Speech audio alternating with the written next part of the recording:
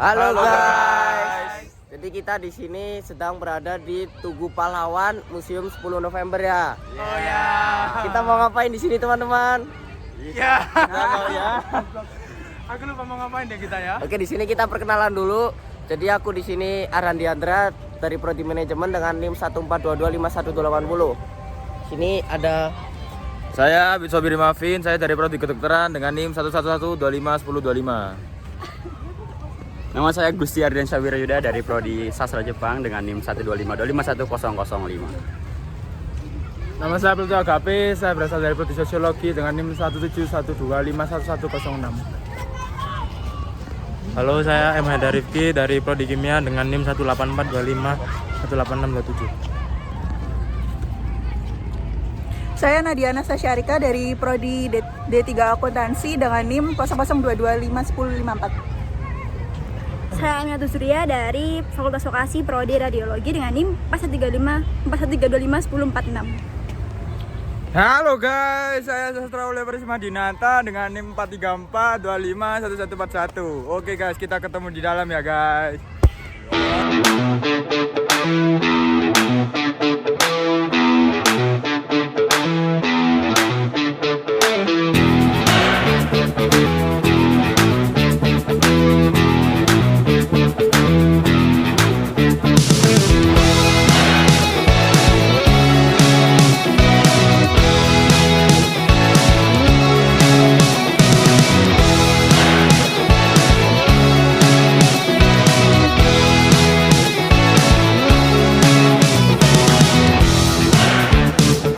ya. Oke teman-teman, jadi di sini ada miniatur dari dapur umum yang digunakan untuk para pejuang 10 November 1945, dan di sini ada pakaian asli dari Budar Mortir yang bernama asli Daria Sutosono. Dan pakaian ini digunakan untuk mengantarkan logistik kepada para pejuang 10 November 1945.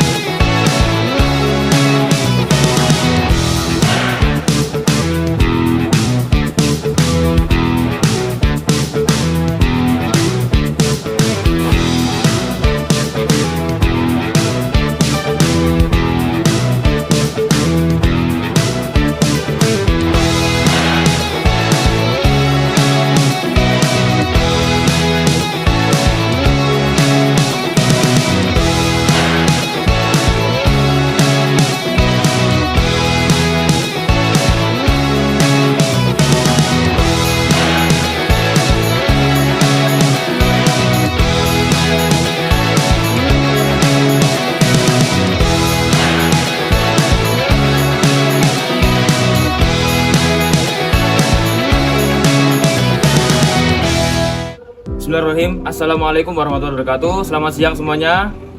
Kali ini kita akan membahas sejarah mobil Bung Tomo yang dipajang di Tugu Pahlawan Surabaya.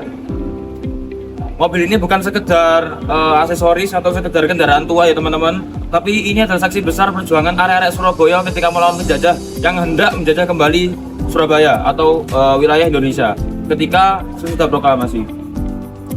Yang pertama adalah jenis mobil.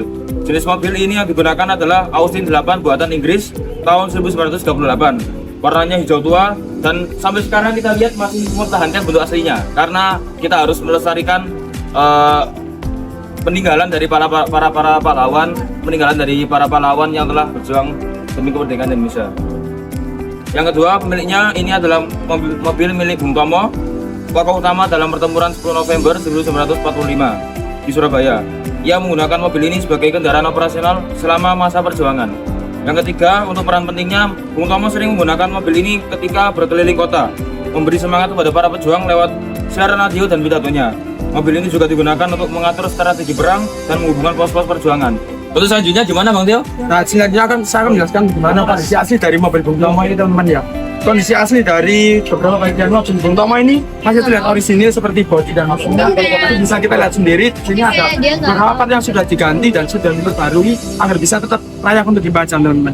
Setelah itu ada makna bagi masyarakat Surabaya sendiri. Mobil ini jadi simbol perjuangan dan simbol semangat bagi anak-anak Surabaya Saat melihatnya di Tugu Pahlawan, kita bisa membayangkan bagaimana Bung Tomo dulu bergerak di tengah panasnya pertempuran 10 November 1945. Dan untuk tujuan dipajang di Tugu Pahlawan ini, tujuannya menempatkan agar generasi muda bisa mengenang perjuangan Bung Tomo bukan lewat cerita, tapi lewat bukti nyata yang bisa direpresentasikan mulai dari transportasi perjuangan oleh Bung Tomo ini. Mungkin itu yang bisa dapat disampaikan teman-teman. Mobil ini bukan hanya sekedar benda tua, tapi pengingat bahwa semangat perjuangan Surabaya tidak pernah mati. Di Tugu Pahlawan juga ada beberapa patung pahlawan nasional. Di sini ada patung dari Bung Tomo atau yang nama aslinya adalah Sutomo. Beliau merupakan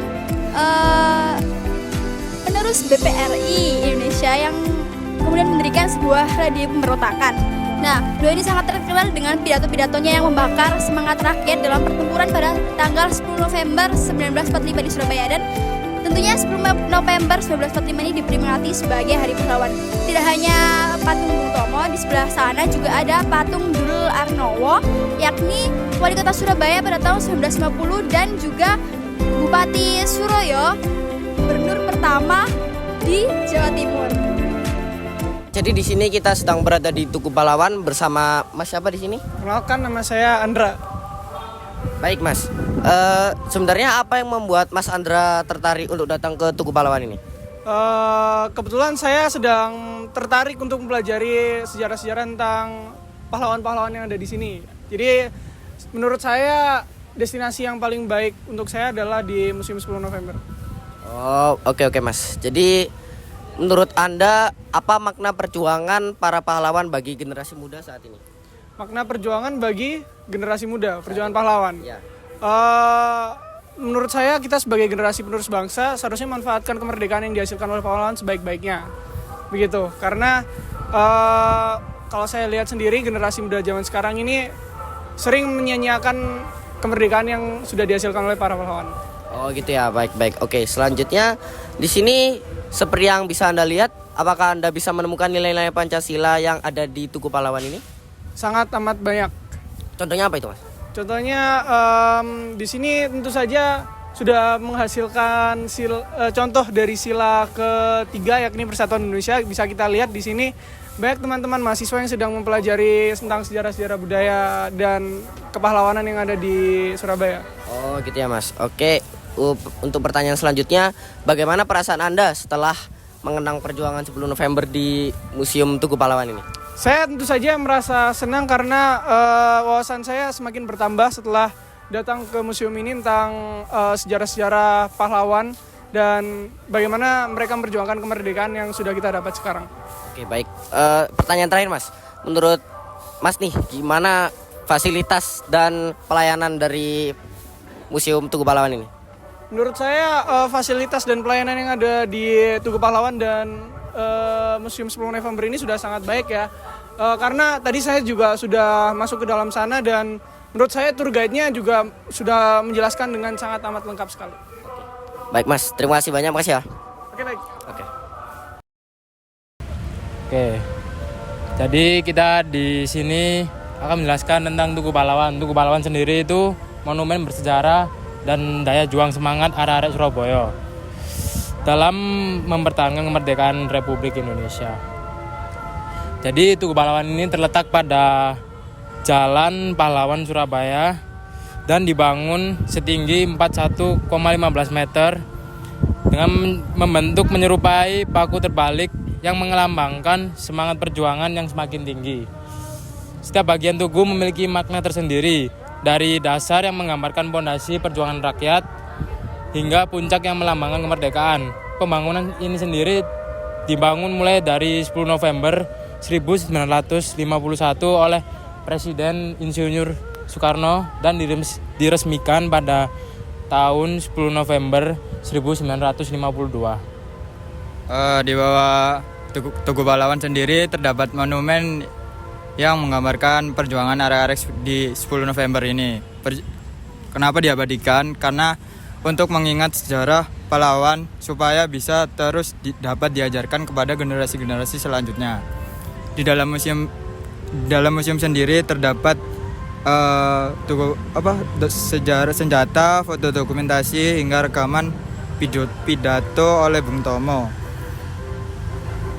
Tugu Pahlawan tidak hanya menjadi landmark kota Surabaya, tetapi juga pengingat abadi persatuan dan keberanian rakyat Indonesia dalam mempertahankan kemerdekaan Indonesia.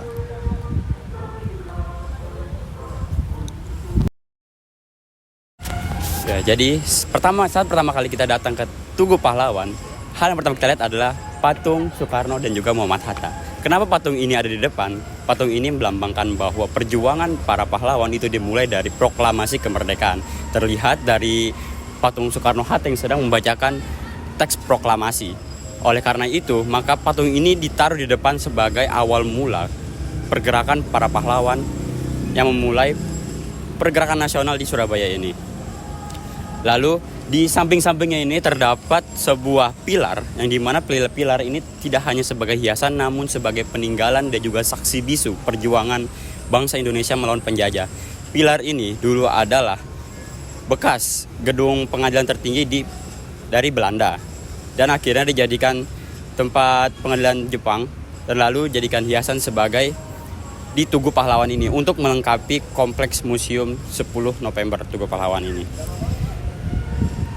Dan juga patung Muhammad Hatta dan Soekarno-Hatta ini bukan hanya sebagai hiasan, tapi sebagai ikonik bahwa kemerdekaan bisa didapat dari persatuan antara pemimpin dan juga rakyatnya. Terima kasih.